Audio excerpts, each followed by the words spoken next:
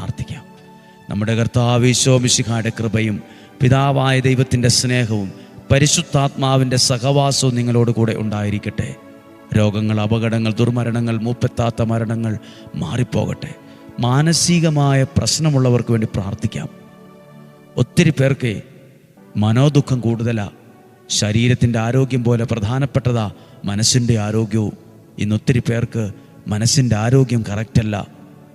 ഒത്തിരി പേർക്ക് ഡിപ്രഷനുണ്ട്, മാനസിക പ്രശ്നങ്ങളുള്ളവരുണ്ട്, ഡൗൺ ആകുന്നവരുണ്ട്. അവർക്ക് വേണ്ടി പ്രാർത്ഥിക്കുന്നു. നിങ്ങളെ ആരെങ്കിലുമൊക്കെ പുറത്താക്കിയോ? ഭാരപ്പെടണ്ട. ദൈവം നിന്നെ കാണുന്നുണ്ട്. ദൈവം നിന്നെ ചേർത്ത് പിടിക്കുന്നുണ്ട്.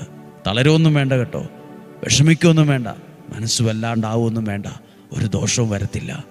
രോഗങ്ങൾ, അപകടങ്ങൾ, ദുർമരണങ്ങൾ, മൂപ്പെത്താത്ത മരണങ്ങൾ മാറിപ്പോകട്ടെ. ദീർഘായുസ്സും ആരോഗ്യവും സമ്പത്തും ഐശ്വര്യവും ഉണ്ടാകട്ടെ. സമാധാനം ഉണ്ടാകട്ടെ.